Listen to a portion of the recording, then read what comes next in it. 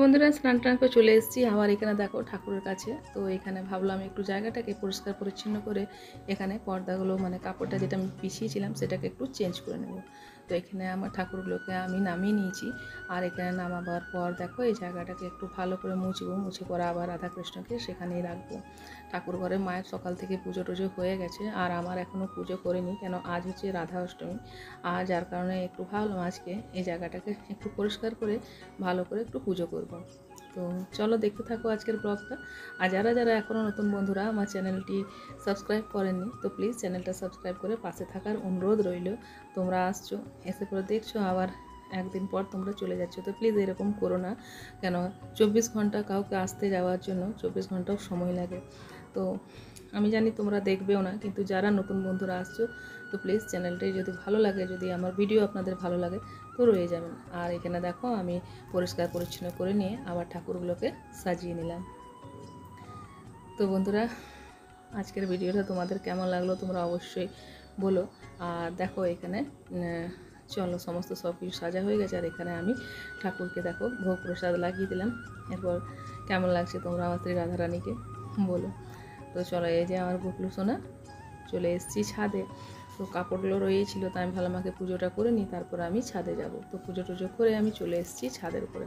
আর দেখেছো আকাশটা কতটা কালো হয়ে এসেছে। তো যাই হোক কাপড়গুলোকে এখানে মেলে দিলাম যাতে জলগুলো ঝরে যায়। তো চলো কাপড়টা মেলে দেখা হচ্ছে তোমাদের সাথে। গুড মর্নিং বন্ধুরা, কেমন আছেন সবাই? আশা করি খুব খুব ভালো আছেন, আর আমিও খুব ভালো আছি। আর শুরু করলাম আজকে একটা নতুন ব্লগ। তো আজ হচ্ছে রাধা অষ্টমী, আর আমার পুজো টুজো হয়ে গেছে। ছাদে এসেছিলাম কাপড়গুলো দিতে। তো দেখুন এখানে ছাদে যা অবস্থা, বৃষ্টি পড়ে পুরো একদম শ্যাওলা ধরে নিয়েছে ছাদে। তো জানি না, বৃষ্টি তো পড়ছে, কালকে সারা রাত ভোর বৃষ্টি হয়েছে, আর এখন একটু আগে বৃষ্টিটা ছেড়েছে। তো চলো, দাদাভাই চলে গেছে কাজে, ছেলেও চলে গেছে স্কুলে, আর আমারও এখানে কাজকর্ম যা আছে আজকে। আর আজকে হচ্ছে আমার খাওয়া দাওয়া, ফলমূল খেয়ে থাকবো। আজকে রাধা অষ্টমী হচ্ছে যার কারণে। তো চলো কি করছি কি করছি না সবটাই তোমরা দেখতে থাকো আজকের ভিডিওতে। চলো বন্ধুরা নিচে যাবো, চলো চলো। তো ছাদ থেকে নেমে এখানে বসিয়ে দিয়েছি একটু চা।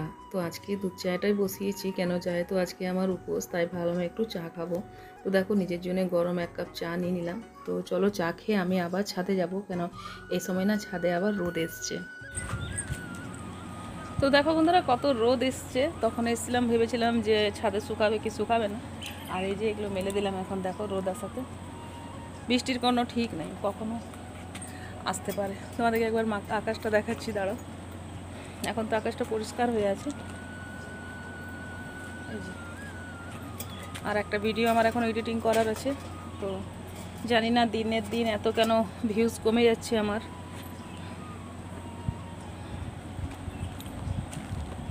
দেখো মেলে দিলাম এখানে যে ছিল। আর দেখো কতটা রোদ এসছে, অনেকটা। আকাশটা এখন তো পরিষ্কার আছে। এই যে আমার কাপড়গুলো শুকিয়েছে, আধা নিয়ে নিব।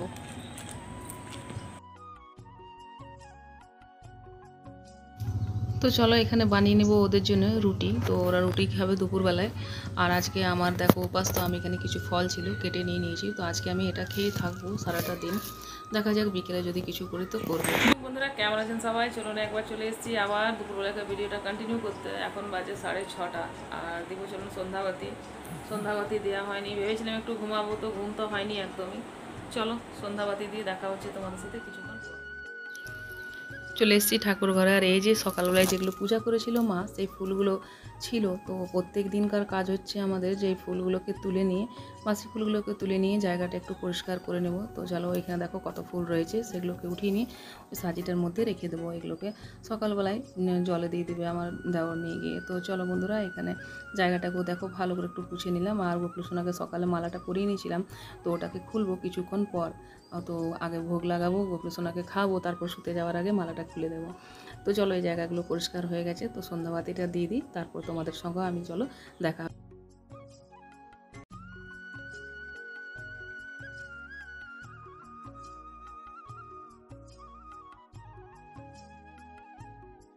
তো চলো বন্ধুরা সন্ধ্যে দিয়ে একবার চলে এসেছি আবার তোমাদের কাছে। আর এখানে বানিয়ে নেবো একটু কুয়া। তো কিছুতে খেতে হবে বলো, সকাল থাকতে একটু ফল টল খেয়েছিলাম, আর এখন খাবো একটু কুয়া বানিয়ে। তো চলো।